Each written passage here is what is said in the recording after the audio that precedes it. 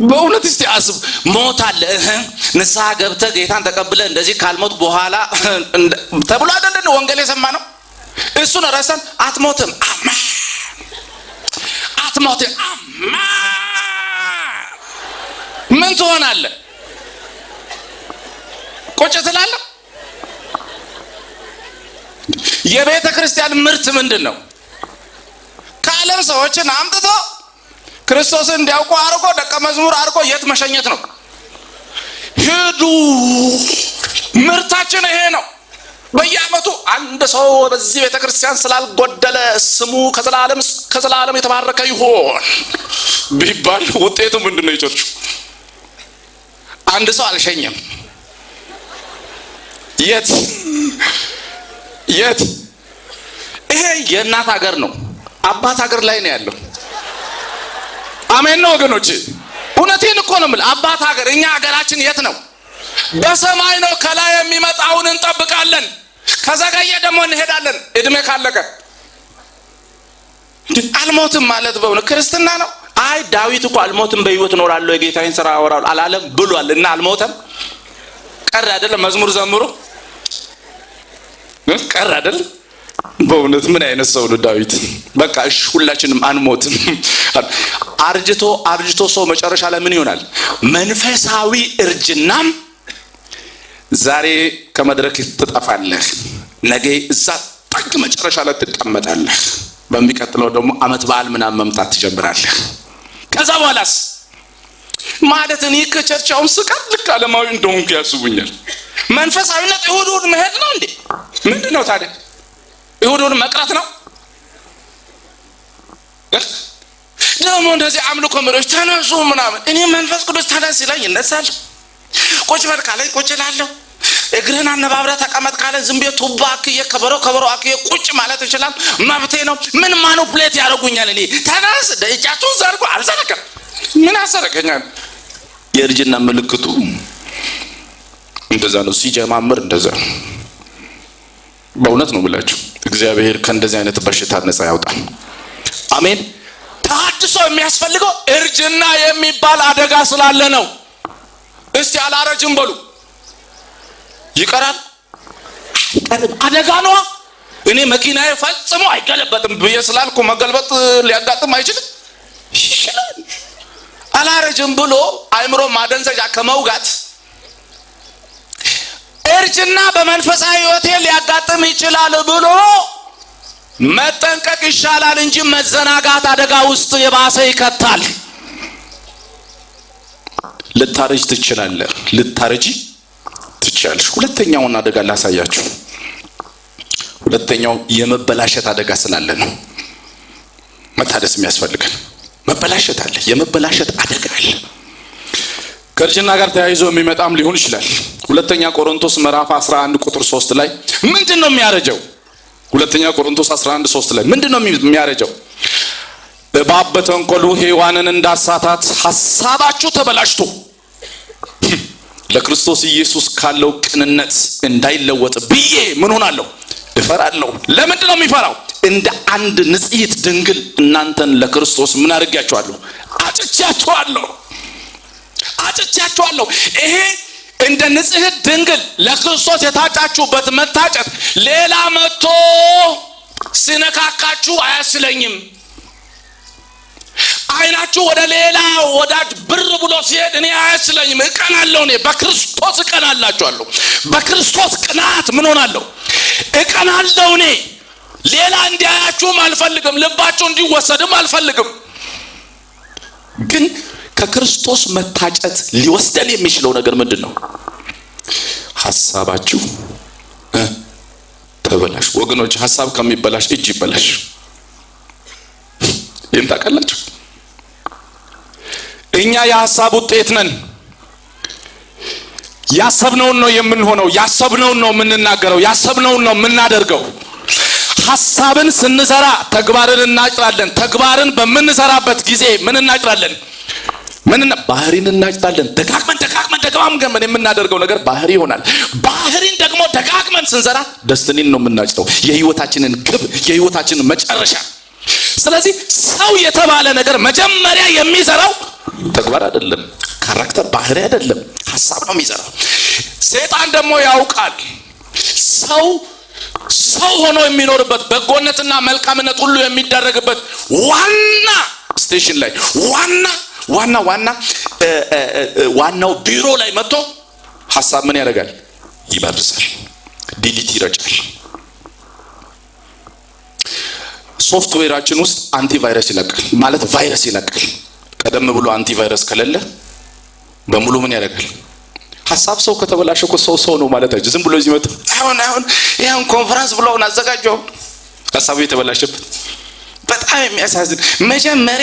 መጀመሪያ አዳራሹን ይሄ እንትን አስበው አያቆምም። ሐሳቡ የተበላሸበት ሰው በቃ ምንም እኮ በጣም ያሳዝን። አቤት ድሮ በእኛ ጊዜ የሚዘጋጀው ኮንፈረንስ አገልጋዩ እጁን እንዲህ ሲያደርግ 60 ሰው ውድቅ፣ እንዲህ ሲያይ 4 አጋንንት። ይሄን ኮንፈረንስ ነው። በጣም ያሳዝናል። በጣም ጌታ ኧረ ክብርህ ይመለስ፣ ኧረ ክብርህ ይመለስ። ኢየሱስ ጸሎት ነው አሽሙር ነው አይታወቅም። ምን ሆኖ ነው? የሆነ ቦታ የሆነ ነገር ምን ሆኗል? ሐሳቡ የተበላሸበት ሰው ሲጸልይ አያስታውቅም? ጌታ ሆይ እባክህ አንድ ሰው ስጠን። እዚህ ስንት የለም ማለቱ ነው። አንድ እባክህ ጌታ፣ በእውነት ጌታ ሆይ ብዙ አንለምንም። ጌታ ሆይ እኔ እግዚአብሔር አንድ አይስጥ። ጳጳስ ሊሆን ነው። አዲስ አበባ ነው የሚቀመጠው፣ አዋሳ ነው የሚቀመጠው።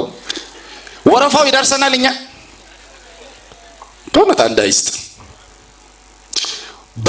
ሰውን በአእምሯቸው ገለው አጥፍተው ሜዳውን ባዶ ያደረጉ ሰዎች አሉ። ሜዳው ባዶ ስለሆነ ሳይሆን ሐሳባቸው ስለተበላሸ። እኔ አንድ ሁለት እህቶች ተጣልተው አንድ ጊዜ ላስታርቃቸው ቢሮ ውስጥ የሆነ ሰርቪስ ክላስ ነበረና እዛ ቁጭ አድርጌ ሳናግራቸው መጀመሪያ አንዷን ምንድነው ችግርሽ አናገሩ። እሺ ውጪ እሷን ጥሪያት ምናምን። እኔ አልጠራም አለች። አንተ ጥራ እንጂ እኔ አልጠራት። እሺ እኔ ያንቺ ግቢ ምናምን ገቢ ተነጋገርን።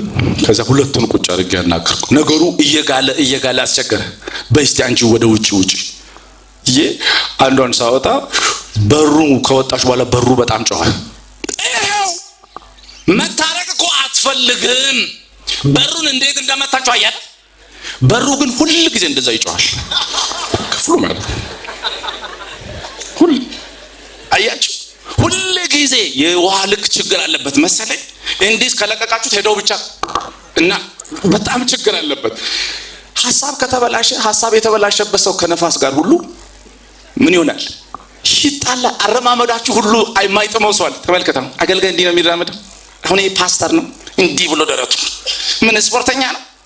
ምን አገልጋይ ማለት እኮ ሰበር ብሎ እንዲህ ብሎ ማለት እግሩንም እንደው ጌታ ሆይ ቀኝን ልሰርካው የትኛው ይቅደም እባክህ ጌታ ሆይ ንገረኝ በእናትህ ጌታ ሆይ በእውነት ያላንተ ፈቃድ አንድ ስንዝር መሄድ ጌታ ሆይ አልፈልግም እያለ ቀስ ብሎ ነው የሚራመደው።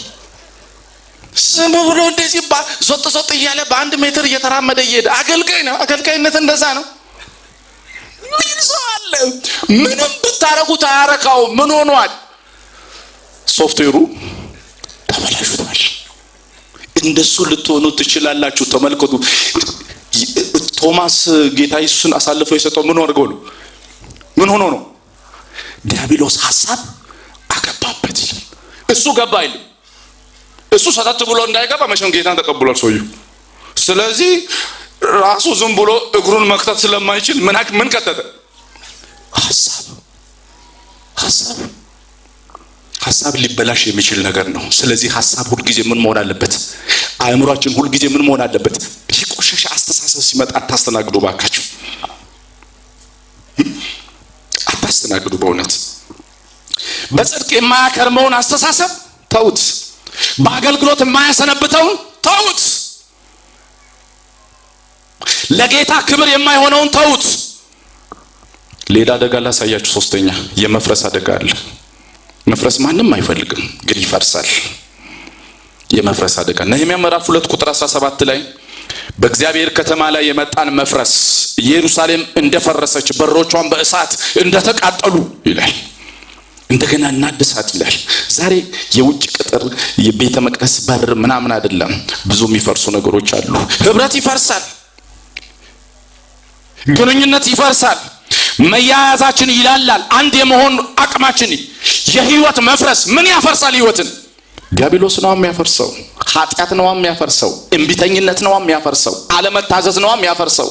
ቅንነት ማጣት ነው የሚያፈርሰው። ብዙ ትዳሮች ፈርሰዋል። የፍርስራሽ ክምር በየቤቱ አለ። ልዩ ልዩ ፍርስራሾች አሉ። እነዚህ ካልታደሱ መሳለቂያ እንዳንሆን ቆም ብለን ህይወታችን እንዲታደስ እንዲለወጥ በእግዚአብሔር በአምላካችን ፊት መቆም አለብን።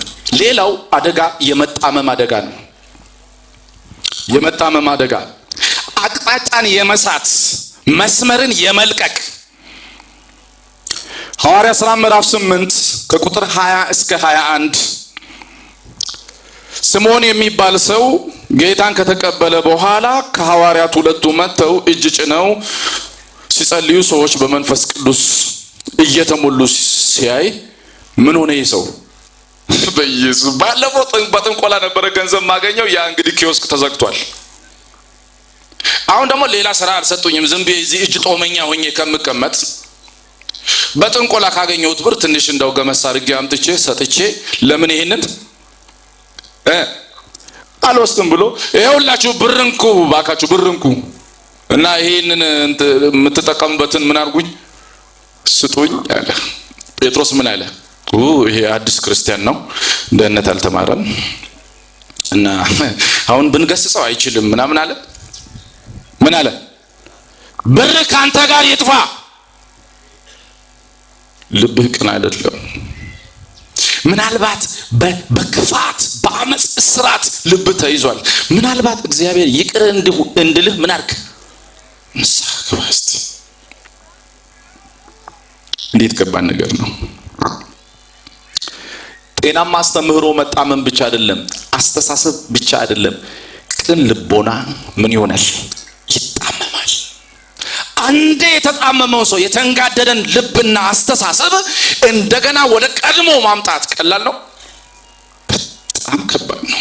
አንዳንድ ሰዎች ቁጭ አድርጋችሁ እውነተኛውን ነገር ሲተም እንዴት መሰለ ማቴ አንተ አታውቅም፣ በቃ አልገባህም። አንተ ምንድነው ያልገባኝ? እስቲ ያልገባውም ይኸውልህ እንዴት መሰለ ያብራራል። ቅድሙን እኮ ነው። ምን ስለሆነ ልቡ ምን ስለሆነ ቅን ስላይደለ ልቦና ይጣመማል። እግዚአብሔር ከልብ መጣመም ይጠብቃችሁ። አሜን። ሌላው የመወሰድ አደጋ ነው። ምንድነው የሚወሰደው? ከነበርንበት እግዚአብሔር ከሰጠን ቦታ፣ እግዚአብሔር ካለማመደን ልምምድ ሁኔታ፣ ከጥንት ከጠዋቱ ከማለዳ ጀምሮ ከኛ ጋር ካደገ እውነተኛው መንፈሳዊ ነገር የሆነ ነገር መጥቶ ይወስደናል። ለምንድን ነው የሚወስደን? ስር ካለ መስደድ የተነሳ ይወስደናል። ከህይወት መላላት የተነሳ ይወስደናል። ዕብራውያን ምዕራፍ 2 ከቁጥር 1 እስከ 4 ስታነቡ ምናልባት ከሰማነው እንዳንወሰድ ለእርሱ አብልጠን ልንጠነቀቅ ይገባል። ለካ የሰማነው ነገር ካልተጠነቀቅን ምን ይሆናል? ይወሰዳል። ወሳጅ ይመጣል። ተጠንቀቁ። በተለይ የአዲስ ኪዳን አማኞች እናንተ በሙሴ መካከለኝነት የተሰጠው እንኳን በመልአክ መካከለኝነት የተሰጠውን ያን ህግ እንኳን ያቃለሉና እንደምናምን ነገር የቆጠሩ ሰዎች ምን ሆነዋል? ተቀጥተዋል። ከቅጣት አላመለጡም። ይህንን ታላቅ መዳን ደግሞ ቸል ብንል እንዴት እናመልጣለን? ጥንቃቄ አድርጉ፣ ጥንቃቄ ውሰዱ። ኦሪጂናል የሆነውን ነገር እንዳትወስዱ። የከበረውን አውርደው እርካሹን የሚያሸክሙ አሉ። ጥንቃቄ ካልተደረገ እውነተኛ ከሆነ ልምምድ ከተባረክንባቸው ነገሮች መወሰድ አለ። ተመልከቱ እንግዲህ ታድሶ ለምን ያስፈልጋል ስንል አንደኛ ታድሶ የሚያስፈልግበት ምክንያት ምንድነው? የማርጀት አደጋ አለ። ይሄን አትርሱ። አላረጅም ኢየሱስ ጌታ ነው ከማለት እርጅና ሊያጋጥመኝ ይችላል ብሎ ሁሉ ጊዜ በተጠንቀቅ የጸሎት ህይወታችሁን ፈትሹ። እርጅና የለም። እኔ እኮ አንዳንድ ጸሎት እኮ በእውነት በጣም ይገርም። አዳር ሃሌሉያ ኢየሱስ ጌታ ሄይ ሄይ ፕሬስ ጋድ ሃሌሉያ ያ ሄይ ጸሎት መሆኑ ነው። መድፍ ብቻ እየተኮሰ ይጨርሳል። ሄይ ሄይ ሄይ እንዳለ በቃ እንደተኮሰ እንደ ጥይት እንዳባከነ ስሙ ብሎ እንደጮኸ ጸሎት ነው። አሁን አንዳንዱ ደግሞ ሁልጊዜ አስለቃሽ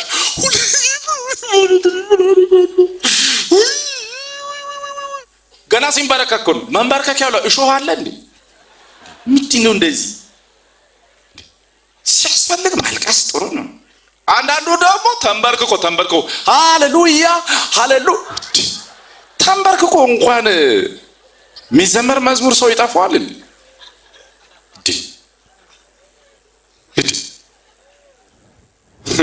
አንድ ወንድም አሉ ለሁለት ሆነው ጾም ጸሎት ገቡ አሉ። ጾም ጸሎት ገቡና አንዱ ትንሽ መከራውንም የቀማመሰ ነው፣ አንዱ ደግሞ ያው እንደዛ ነው። እና ሁለቱ ገብቶ ሲጸልዩ ያኛው ቴፕ ከፍትና ከመጠን በላይ ከፍቶ ወደዛ እየሄደ ወደዚህ እየመጣ በጣም ተፈቶ ነው የሚጸልየው። ያኛው ደግሞ ተንበርክኮ እየረበሸኝ እኮ ነው ያንተ መዝሙር። እንዴት መዝሙር ይረብሻል? መዝሙር እንዴት ይረብሻል? እሺ መዝሙርም ከሆነ ለጸሎት የሚሆን ነገር፣ ለስለስ ያለ ነገር፣ ልመና ያለበት፣ ንስሐ ያለበት ክተት ምናምን ባክ። እናንተ እኮ ታስራችኋል። በቃ በጣም ያሳዝናል። ተቆራረፉ ለጸሎት ገብተው እና ያኛው ቆይ አንተ በክሩሴት ተወልደ በክሩሴት ስላደግ በጸሎት ጊዜ እንኳን ምን አይነት መዝሙር እንደሚሰማ አታውቅም? ያኛው ነው የሚለው። ይሄ አሁን ንግግር ልክ ነው? እንዲህ መባል አለበት? እሷው ማወቁ ነው፣ በቤቱ በጣም ማወቁ ነው። ግን ክሩሴት ተወልዳችሁ ክርስቶስ ብታድጉም የጸሎት ሙድ ማወቅ አለባችሁ። ንግግሬ ግልጽ ነው? ግልጽ ነው? አሁን አንዳንዱ ዝም ብሎ መዘመር ነው። 19 መዝሙር አዝማች ዘምሮ ድንቅ ጊዜ ነበረ ብሎ ወደ ቤቱ ቁጭ ብላ ተዘምረው አሁን ወደ ታበር በተለይ ወደ ሐይቁ እስቲን ዘርጋ ምናምን እያለ ስፖርት እያሰራ ምናምን ሲሆን ጥሩ ነው። ዝም ብሎ ከጊዜ ምን ማለት ነው ይሄ? አስተያየት ይሰጣሉ እና ከዛ በኋላ እየተቀባው ይነሳል። ሄ ሁላችንም ውስጥ ሁላችንም ብድግ እንላለን። ሁላችንም እስቲ እንነሳለን። ኢየሱስ ማን ነው? ነቅነቅ አድርጋችሁ እስቲ አንድ ጊዜ ምናምን እሱ የተቀባ ነው። ተንበርክኮ መጸለይ ኦልድ ፋሽን ነው። ተንበርክኮ መጸለይ ኦልድ ፋሽን ከሆነ ነገራችን ሁሉ ኦልድ ፋሽን ነው። እያረጀን ነው። እወቁ ይሄንን። ብዙ ነገራችን እያረጀ ነው። አቅም እያጣ ነው። ከውጪ ያምራል እንጂ ውስጡ ኃይል የለውም፣ ጉልበት የለውም። ያምራል እንጂ አይባርክም። ቆም ብለን ምንድነው ማለት አለብን። የዛሬ 20 እና 30 40 ዓመት በነበሩ ወጣቶች ምድርን የሚሸፍን የከበረ የመንፈስ ቅዱስ ኃይል ወርዶ ይችን ምድር በወንጌል አርሷል። የቤተ ክርስቲያንን በስርዓት የተሸበበውን የአምልኮ ሁኔታ ሁሉ እውነተኛ ከመንፈስ ቅዱስ ጋር የሚደረግ ግንኙነት እንዲሆን አድርጎ የለወጠ አምላክ በዚህም ዘመን ባሉ ወጣቶች ህይወት ይሰራል። አምናለሁ። እኔ ግን እንወቅ ችግራችንን። አንዳንድ ሰው መኪና ሲበላሽ ሞተር ተበላሽቶ ጎማ የሚያስቀይር ሰው አለ። ጎማ ስለተቀየረ ሞተር ይሄዳል። በእናቴ ቀለሙ ጥሩ አይደለም፣ በእናቴ ጎልደን እኔ አልወድም እባክህ በእንትን አድርገው ይሄዳል። ቀለም መቀየር ተው፣ ሞተር ላይ ነው ችግሩ። ቆም ብለን ምን እየሆንኩ ነው አሁን? እኔ እንደ ድሮ አሁን ቃል በውስጥ አሁን